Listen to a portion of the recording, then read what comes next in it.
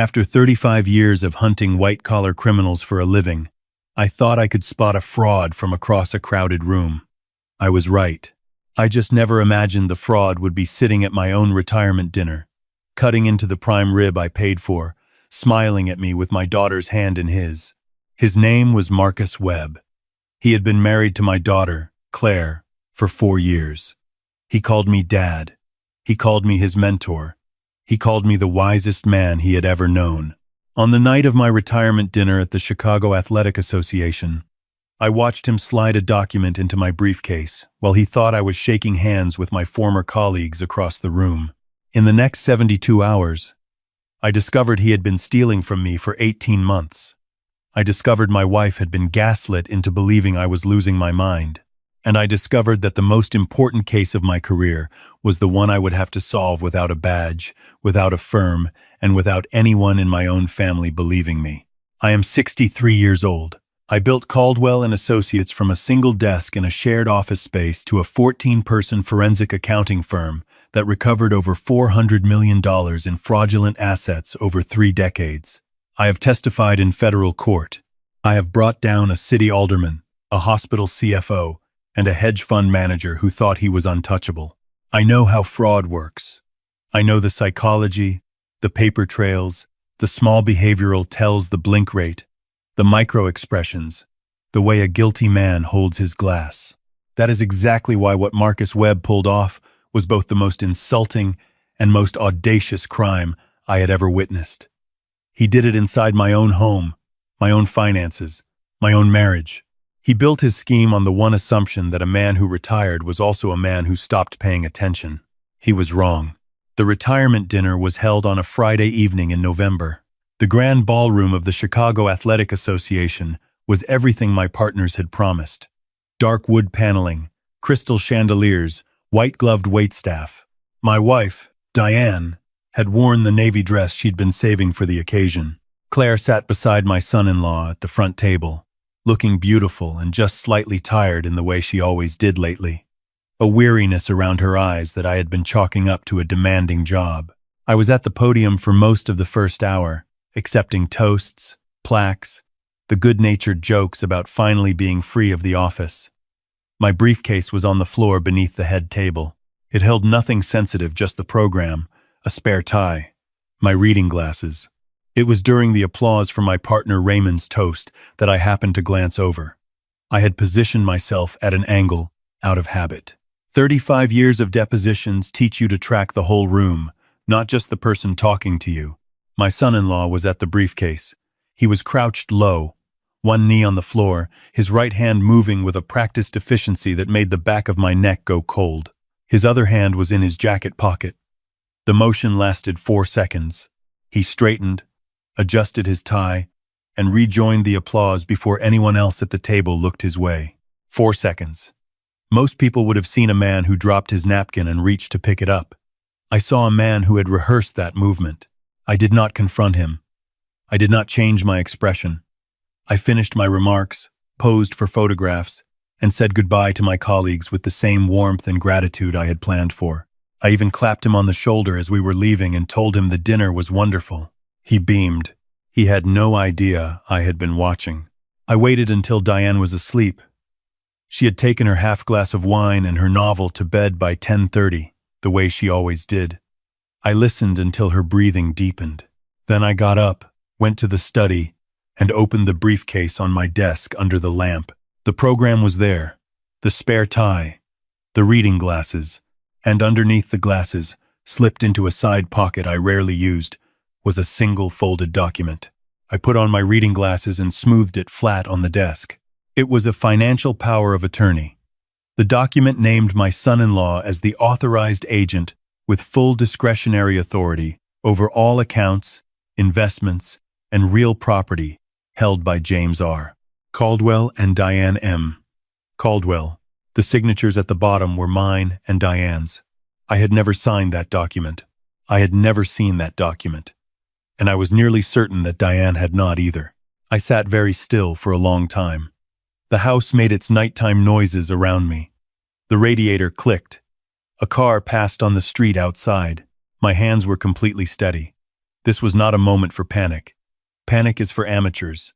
I had spent my career in the wreckage of financial fraud, and I knew that the worst thing you can do in the first moments of discovery is react. You secure the evidence. You assess the exposure. You build the case before you show your hand. I took photographs of every line of the document with my phone.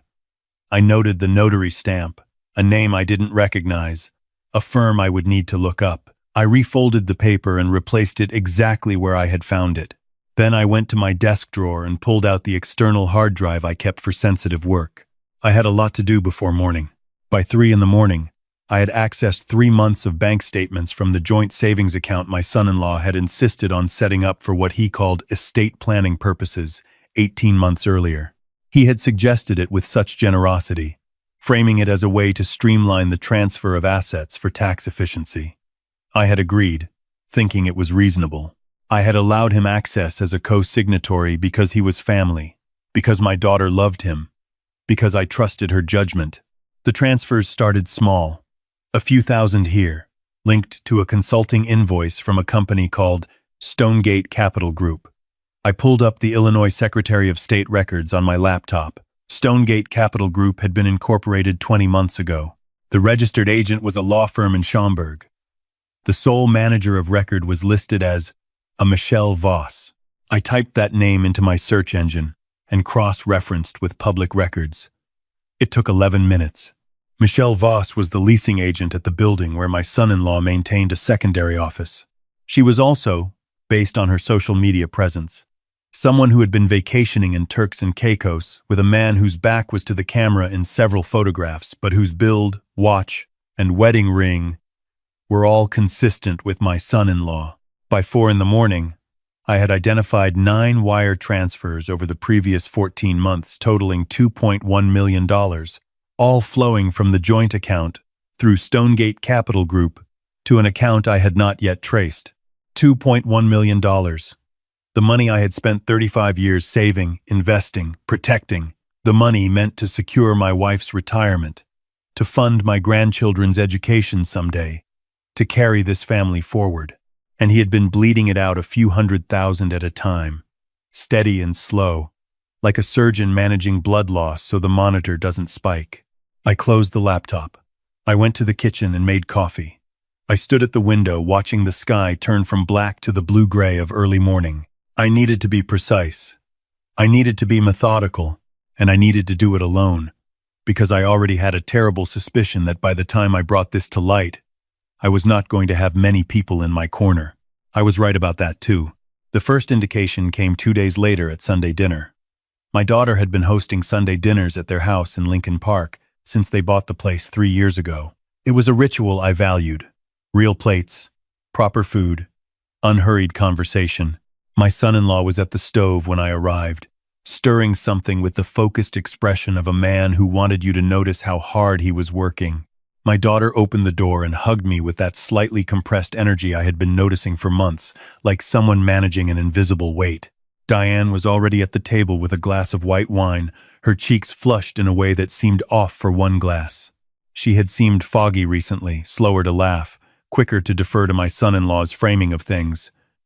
I had mentioned it to her, and she had told me I was being overprotective. I had let it go. I sat down. My son-in-law brought the food out with his characteristic showmanship, narrating each dish. I ate. I asked questions about Claire's job. I complimented the meal, and the entire time I was watching, he watched me back. The shift was subtle, but present. He was more attentive than usual, more solicitous, refilling my water, laughing a half-beat longer at my jokes. It was the behavior of a man recalibrating, checking for cracks. He wanted to know if I had found what he had put in my briefcase. I gave him nothing.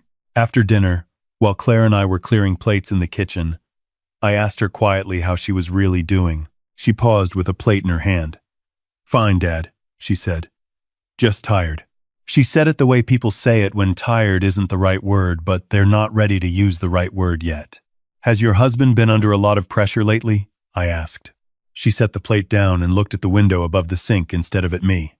"He has a lot going on," she said carefully. "He mentioned you asked him about the joint account last month." She paused.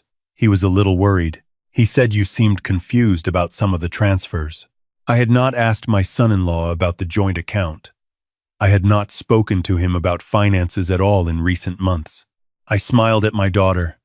It was nothing, I told her. I misread a statement.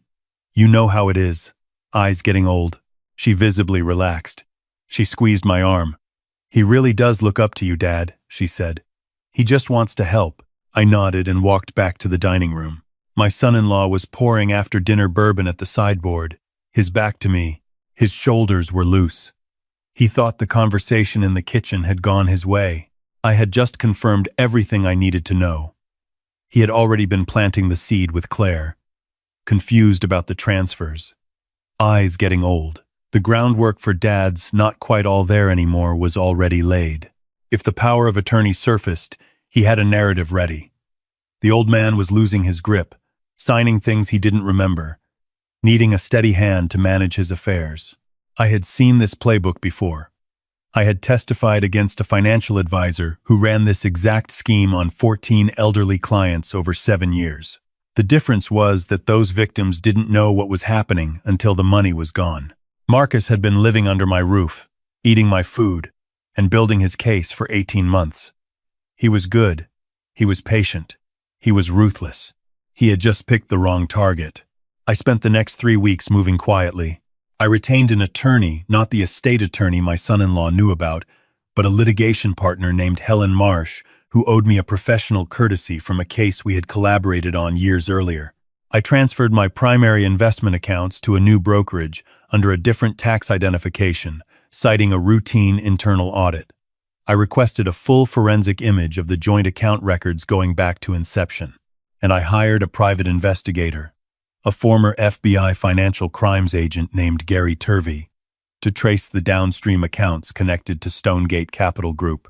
Gary called me on a Wednesday morning 3 weeks later. His voice was flat and professional in the way of men who have stopped being surprised by people. The money went to 3 places, he told me. One account belongs to Michelle Voss.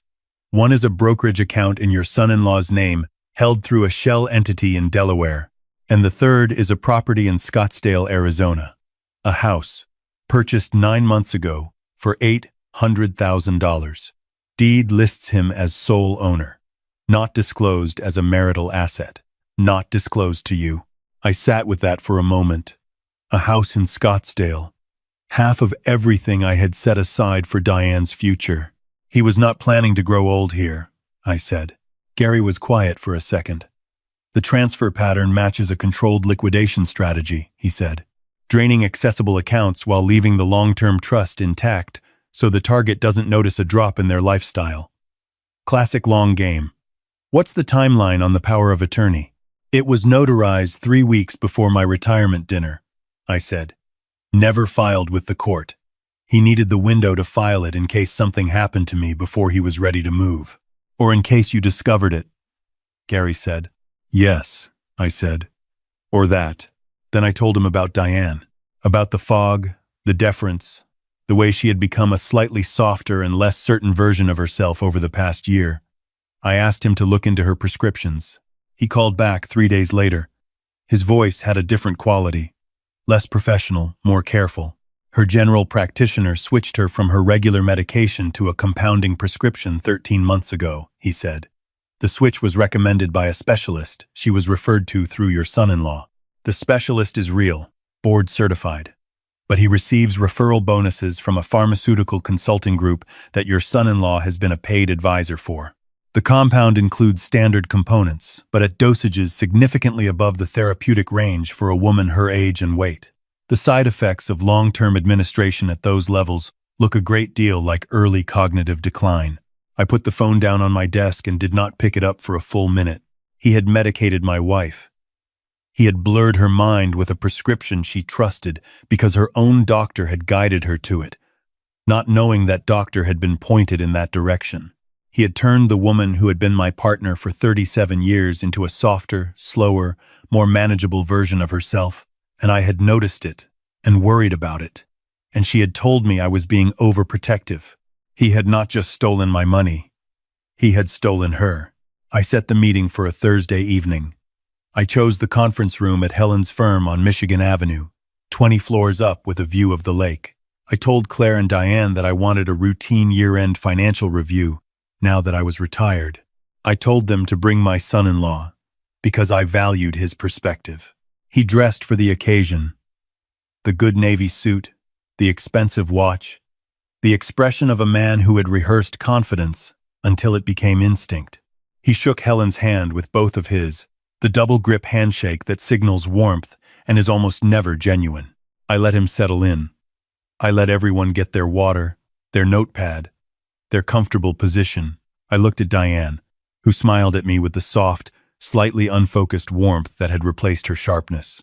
I looked at Claire, who was watching her husband adjust his cufflinks.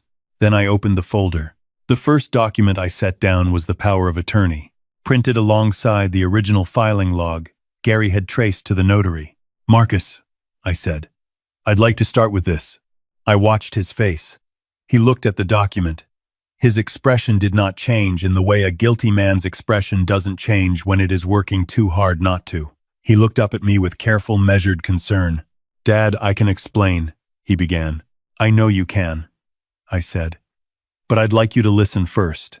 I set down the Stonegate Capital Group registration. I set down the wire transfer summary. 9 transfers, 14 months, $2.1 million. I set down the Scottsdale property deed. I set down Gary's report on the pharmaceutical referral chain. I set down the photographs from Michelle Voss's social media, printed in color, with the watch and the wedding ring circled in red. Each page landed on the table like a court exhibit. Methodical, irrefutable. Claire had gone completely still. She was not looking at the documents. She was looking at her husband. Diane was looking at the pharmaceutical report. Something was happening in her face. A slow recognition, like a person surfacing from deep water and understanding for the first time how far down they had been. My son-in-law looked at me with a smile 1 layer too thin. "I appreciate you putting this together," he started. "But I think there's significant context missing here." Helen held up one finger. She did not raise her voice. She said, "Mr. Webb, you're in my conference room. I'm going to stop you there." He looked at her. "You've been served," she said, and slid a legal envelope across the table. He looked at me. He looked at Claire. He shifted register that practiced softening of the voice he always used when he was managing her, and said, "Honey, you know me. You know none of this is what it—" "Don't," Claire said. One word. The way she said it told me that whatever had settled over her these past years, she was burning through it now in real time, right there in that room. My son-in-law turned back to me. His composure had developed fissures. "You think this makes you look like the hero?" he said. "Spying on your own son-in-law, hiring investigators, dragging your family into a conference room? You've blown up this family over your own paranoia." "No," I said. "You built something on my family's trust and my wife's health and my daughter's belief in you. I'm just the one who documented it." He picked up his jacket from the chair. Helen had already pressed the intercom on the conference room phone. The door opened. 2 officers from the Chicago Police Department's Financial Crimes Unit stepped inside. They had been in the waiting area for 40 minutes. My son-in-law looked at the door. The calculation in his eyes was fast and visible, the expression of a man running out of angles. He sat back down. The next several hours were paperwork, forms, statements, the deliberate language of due process. Claire sat beside Diane at the end of the table and held her mother's hand without saying a word. Diane did not cry. She sat very straight and answered every question the officers asked, in a voice that was slow but clear, a woman pulling herself back to the surface through will alone. She had signed the power of attorney. She admitted that. She said she had been told it was estate planning routine, something I had asked him to handle on my behalf. She said she had been very tired that week. She said she was sorry, quietly and directly to me across the table, and I felt the full weight of everything that word carried. My son-in-law was taken into custody on preliminary charges of wire fraud, forgery, and financial elder abuse. His attorney had him out on bond before midnight. These men always have an attorney. I drove Diane home. She sat in the passenger seat watching the city move past the window. Somewhere on the expressway, she said. I kept telling myself something felt wrong. I kept choosing not to trust it. He made me feel like not trusting my instincts was the rational thing to do. That's the mechanism, I told her. That's how it works. She turned and looked at me. Why didn't you tell me what you found? Because by the time I found it, he had already been working on you for over a year, I said. If I had come to you with documents before I had the full picture, before we had the pharmacy report, he would have had enough of your trust left to explain it away. I needed you to see it all at once. I needed there to be no room left for his version. She was quiet for a long while. I should have seen it, she said finally. You were medicated, Diane, I said. You weren't yourself. That wasn't a failure of judgment. That was a crime committed against you. There's a difference. And you need to hold on to that difference. She put her hand on mine, on the gear shift. We drove the rest of the way home without speaking, and the silence between us was not the silence of distance. It was the silence of two people who had survived something together and were still figuring out what came next. The criminal case moved the way financial fraud cases always move, slowly, deliberately, with a great deal of paper. My son-in-law's defense argued that the transfers were legitimate consulting fees, that the power of attorney had been signed voluntarily, and that any confusion on Diane's part reflected her own age-related memory issues rather than anything induced. It was a strategy built entirely on making the victims appear incompetent. I had expected it. Helen had prepared for it. Gary Turvey testified for 3 hours. A pharmacologist from Northwestern testified about the effects of sustained high-dose benzodiazepine administration in patients over 60. Helen walked the jury through the wire transfer records with the patience and precision of someone who understood that people follow money when you make the path visible. The case turned not in a dramatic single moment, but in a recording. Recovered from Michelle Voss's voicemail through a warrant served on her carrier, it was a message my son-in-law had left 11 months before my retirement dinner. The prosecutor played it in open court without preamble. His voice came through the courtroom speakers, unhurried and clear. The old man is basically checked out. Diane manages herself at this point. Another 8 months and we file. Have the Scottsdale house ready by spring. The room was silent. He looked at the table. Claire was in the gallery 2 rows behind me. I heard her exhale, not a sob. Something steadier than that. The sound of a person releasing a weight they had been carrying so long they had stopped noticing it. The jury deliberated for 4 days. They returned guilty verdicts on 7 counts. The sentencing was 11 years. The civil judgment recovered $1.8 million. The Scottsdale property was seized and liquidated. Michelle Voss reached a separate civil settlement. The money came back. Not all of it, but most. That mattered less than I thought it would. What took longer was everything else. Diane was gradually weaned off the compounded prescription under the supervision of a specialist. I selected myself, someone with no connection to anyone my son-in-law had ever known. It took 4 months for the fog to fully lift. I watched it happen in increments, like watching a window come clean in slow stages. The sharpness returned, the wit that had made me fall in love with her decades ago, the particular way she would push back on my certainties and be right about half the time, a frequency I had always found both maddening and essential. One evening she was sitting at the kitchen counter reading the newspaper and she said, without looking up, "You know what I want to do?" "What's that?" I said. "Portugal," she said. "Just the 2 of us. 2 weeks. Somewhere neither of us has been." I told her I thought that was a very good idea. Claire took longer. Her recovery was not chemical but structural, the slow work of rebuilding trust in her own perception, her own instincts, her own judgment after 4 years of having all 3 systematically undermined.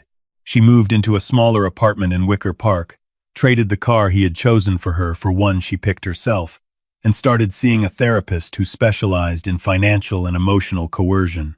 There was a period when she was angry at me. Not for what I had done, she understood what I had done, but for the scale of what had been happening inside her own marriage without her seeing it. I let her be angry. It was the right anger directed at the right injury, and it would do its work in its own time. In April, she called and asked if she could come for dinner. Not at her place, at ours. She said she wanted Diane's pot roast.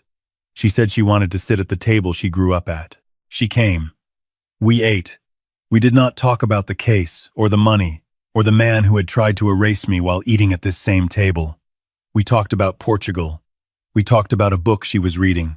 We talked about whether Diane's hydrangeas along the back fence were going to survive another Chicago winter, which was a conversation we had every year, and the answer was always the same. After dinner, while Diane was washing up, Claire sat with me in the living room. The lamp was on the way it used to be when she was in high school, and we would stay up late just talking. She sat with her knees pulled up, the way she had always sat since she was small. She said, "I keep thinking about what you must have been carrying, those 3 weeks, knowing what you knew and not being able to tell anyone. It wasn't easy." I said honestly, "Were you afraid I wouldn't believe you?" She asked. "I was afraid it wouldn't matter if you did," I told her. He had enough ground prepared. I loved you too much to hand him one more opportunity to use that against me. She looked at the lamp for a long moment. "I thought it was you," she said quietly. "When he started saying you seemed confused, I didn't want to believe it, but I didn't want to dismiss it either. I kept thinking, what if he's right, and I'm just not paying attention? I thought taking it seriously was what a good daughter would do." "You were a good daughter," I said. "He handed you a false instrument, and you used it in good faith. That's not a failure of character. That's what makes it fraud." She looked at me. "You sound like a forensic accountant," she said. I smiled. "Old habits." She put her head on my shoulder the way she had when she was young, and we would watch the late news together, which she was never officially allowed to do but always managed anyway.